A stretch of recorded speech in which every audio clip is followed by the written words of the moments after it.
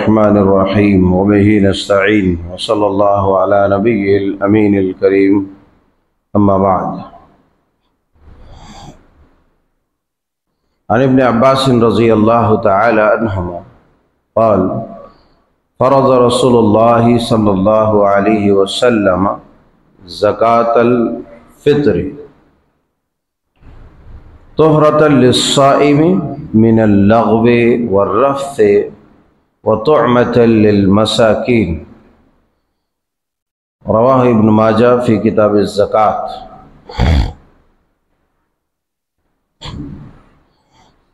اللہ رب العزت ذوالجلال والاکرام نے اپنے بندوں کی کوتاہیوں، خامیوں اور عبادات کے نقائص کو دور کرنے کے لیے اور اس کے ازالے اور تصفیے کے لیے بھی انتظام و انصرام کر دیا ہے، کیونکہ خالق کائنات رب العالمین نے جن مخلوقات میں سے ہم کو چن کر کے انسان بنایا اور ہمارے اندر جو کوتاہیاں اور خامیاں ہے اور اس کے مادے موجود ہے، تو اللہ تبارک و تعالی ہماری ان کوتاہیوں اور خامیوں کو دور کر کے مکمل ہماری نیکیوں کو کرنا چاہتا ہے. اسی لیے زیادہ تر ہم دعا کرتے ہیں کہ رب العالمین ہماری یہ ناقص عبادتیں جو ہے اسے تو مکمل بنا کے اپنی بارگاہ میں قبول فرما لے. مکمل کرنے کے الگ الگ انداز ہیں اللہ رب العالمین کے، اور اللہ کبھی یہ نہیں چاہتا کہ میرے بندوں کے کسی بھی اجر میں کسی طرح کی کوئی کمی واقع ہو جائے. اللہ تبارک و تعالی اسی لیے ہر طرح کے ان خطرات سے اپنے بندوں کو آگاہ کر دیتا ہے جس سے بندہ مومن کو غضن پہنچ سکتا ہے، یا جس کے ذریعے سے ان کے اعمال حسنہ، ان کی نیکیوں میں کسی طرح کی کمی آ جا سکتی ہے. اسی لیے چھوٹی سی چھوٹی چیز کی طرف بھی رہنمائی فرمائی. رمضان المبارک کا مقدس و مبارک مہینہ گزر گیا تقریباً، بس آج 28 ہے، کل 29 ہے، اور ایسا بھی ہو سکتا ہے کہ 30 مکمل نہ ہو، 29 ہی میں رہ جائے، ایسا بھی ہو سکتا ہے 30 مکمل ہو جائے. یہ وقت بتائے گا، مگر یہ کہ پوری طرح سے رمضان ہم سے تقریباً جدا ہو چکا ہے. اب رمضان المبارک کا یہ مقدس مہینہ جس طریقے سے بھی ہم نے گزارا، ظاہر سی بات ہے ہم انسان ہیں اور خطا در خطا کرتے ہیں، گناہ در گناہ کرتے ہیں، ایک گناہ کے اوپر دوسرا گناہ کرتے ہیں. ایک خطا ہوتی ہے، ابھی وہ ہم صحیح نہیں کر پاتے ہیں، تب تک کوئی دوسری خطا ہم سے سرزد ہو جاتی ہے.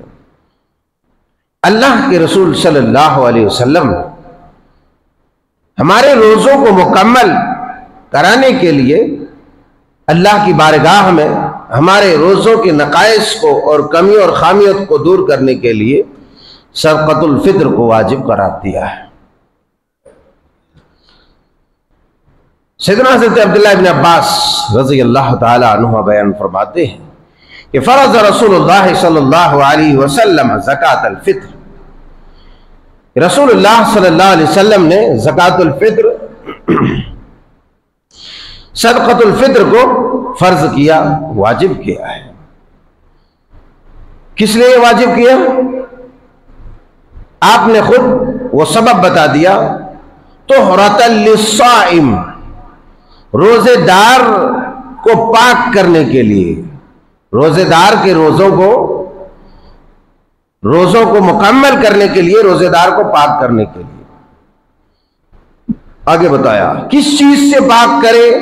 من اللغو والرفث سے، لغو سے چھوٹے موٹے گناہ جو ہو چکے ہیں، ان گناہوں کے ازالے اور تصفیے کے لیے شریعت نے ہمارا خیال کرتے ہوئے ہمارے اوپر مختصر سا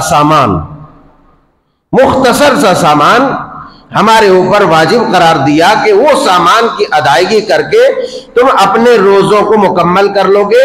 اب روزہ رکھ کے کبھی کبھی ہم سے کوئی چھوٹی موٹی غلطی ہو گئی، کوئی لغو بات ہماری زبان سے نکل گئی، کسی کو کچھ بول دیا، یا پھر اس طرح کی کوئی چیز ہم سے سرزد ہو گئی جس سے ہمارے روزوں کے اجر میں فرق پڑ سکتا ہے، تو شریعت نے ایک قانون لاگو کر دیا کہ چونکہ انسان ہے، ہو ہی جائے گا کہیں نہ کہیں، تو اب اس کو صاف کرنے کے لیے کیا کرو، ہر عاقل بالغ، غیر عاقل غیر بالغ، گھر کے تمام افراد کے جانب سے کیا کرے، فطرہ صدقۃ الفطر ادا کرے۔ یہ صدقۃ الفطر جیسا کہ بارہا ہم ہر سال سنتے ہیں، اور یہ الگ بات ہے ہم بھول جاتے ہیں، ہم بھلکڑ ہیں بہت، ہم بھول جاتے ہیں، تو کہا کہ 2.5 کلو کے حساب سے ایک آدمی کی طرف سے غلہ نکال دے، چاول نکال دے، آٹا نکال دے، گیہوں نکال دے، یہ اصل ہے۔ یعنی جو راس الغذا ہے، جو ہم کھاتے ہیں، راس الغذا جس کو کہتے ہیں، اس کو 2.5 کلو کے حساب سے ایک آدمی کی طرف سے، چاہے بچہ ہو، بچی ہو، مرد ہو، عورت ہو، بوڑھا ہو، جوان ہو، گھر کے تمام افراد کی طرف سے جو ہے 2.5 کلو کے حساب سے غلے جات نکال دے۔ شریعت کے یہ اصول ہے۔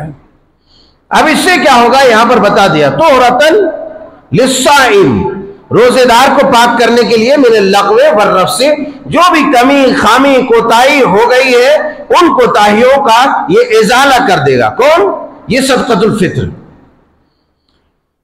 اس کے بعد دوسرا سبب بتایا، طعمۃ للمساکین، یہ مسکینوں کے لیے کھانا فراہم کرنے کا ایک ذریعہ ہے، مساکین کے لیے کھانا فراہم کرنے کا ایک ذریعہ ہے۔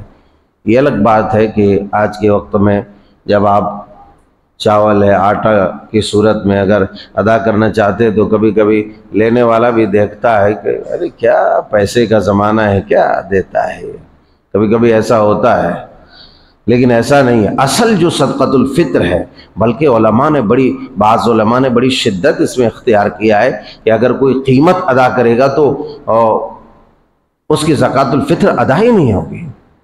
لیکن چونکہ ہمارا دین متوسط اور معتدل ہے اور ہم امت وسط ہیں، اس لحاظ سے علماء نے اس کی بھی تشریح کی ہے کہ بقدر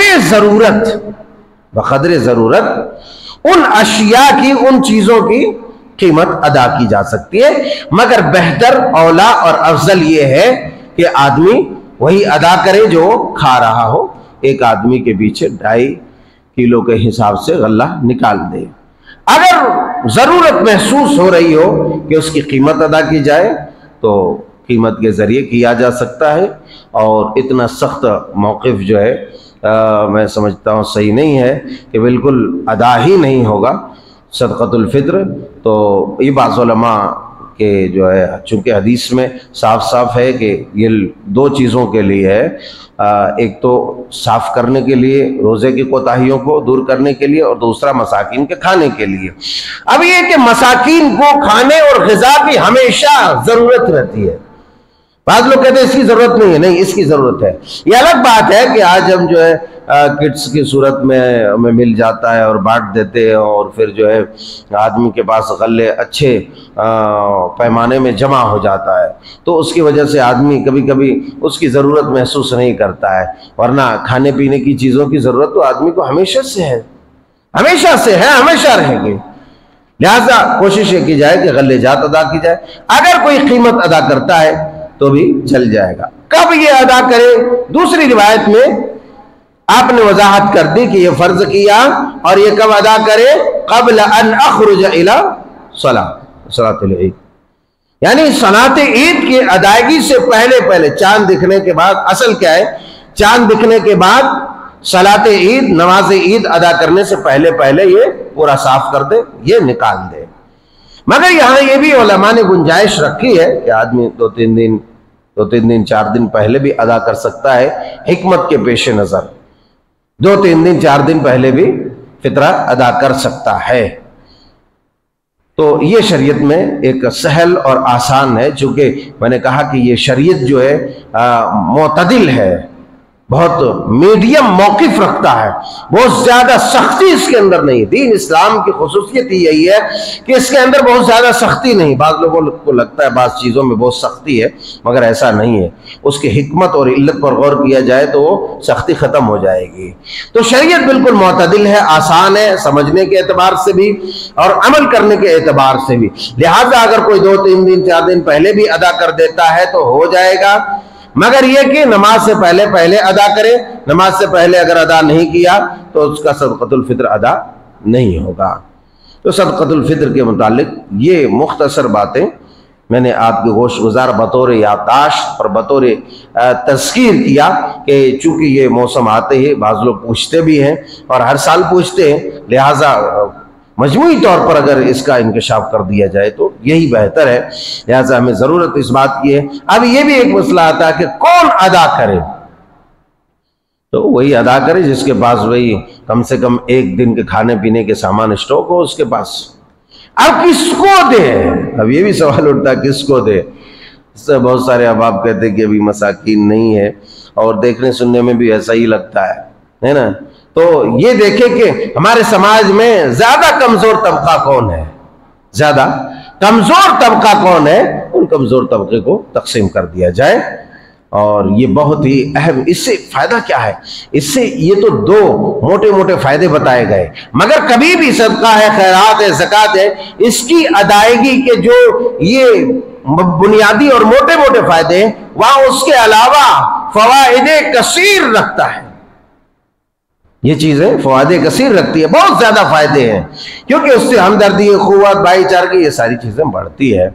بہرحال یہ کام کیا کرے، نماز کے ادا کرنے سے پہلے یہ سب اپنا معاملہ راف صاف کر لے، ادا کر دے، تاکہ صدقۃ الفطر بھی ادا ہو جائے اور ہمارے روزوں میں جو کمیاں اور خامیاں رہی ہے اللہ تعالیٰ اس کو ازالہ کر دے اور ہمارے روزوں کو مکمل کر دے۔ دیکھنا یہ ہے کہ یہ اللہ تعالیٰ نے کتنا اپنے مومن بندوں کا خیال کیا ہے، کیونکہ اللہ کو ہماری کمزوریوں کا علم ہے کہ کہیں نہ کہیں کسی نہ کسی صورت میں اس سے کوئی گڑبڑی ہو سکتی ہے، ہو جائے گی، ہو جاتی ہے، لہٰذا ان کی گڑبڑیوں کو ختم کر کے ان محنتوں کو جو یہ روزے اتنے مشقت سے رکھتے ہیں، ان کی روزوں کو جو ہے مکمل کر دیا جائے۔ یہ اللہ کا احسان عظیم ہے۔ اللہ کے ایک ایک احسان پر اگر آپ نگاہ ڈالیں تو خدا کی قسم آپ کا دل آپ کا رواں رواں پکار اٹھے گا، سبحان اللہ، اللہ اعلیٰ و اجل، اللہ سب سے بڑا ہے، اللہ پاک ہے، اللہ مہربان ہے، کہ کتنا خیال کیا ہے، کتنا خیال کیا ہے۔ بھئی آپ غلطی کیے ہیں، آپ جانیں، آپ کا کام جانیں، مگر اللہ نے کہا نہیں، غلطی ہو گئی میرے بندے سے، تو اس غلطی کے ازالے کے لیے ایک ہم یہاں سبب پیدا کر دیتے ہیں۔ بہرحال اللہ رب العزت سے دعا ہے کہ مولا کریم ہم سب کے خطاؤں کو تو درگزر فرما دے، اور ہماری جو یہ کمزور عبادتیں ہیں، ناقص عبادتیں ہیں، پروردگار عالم مکمل کر کے اپنی بارگاہ میں قبول فرما لے، اور ہر شر و فتن سے بچا، دین ایمان ہدایت پر ہمیں ثابت قدم رکھ۔ عالم اسلام میں جہاں بھی مسلمان پریشان ہیں اللہ، اور مظالم ڈھائے جا رہے ہیں ان پر، ان پر رحم فرما، اور ظالموں کو اگر ہدایت دیتا ہے تو ہی زیادہ جاننے والا ہے، اور اگر ہدایت کے قابل نہیں ہے تو نے اس کو نابود کر دے، اور مظلوم مسلمانوں کی مدد فرما۔ آمین، تقبل یا رب العالمین، وآخر دعوانا الحمدللہ۔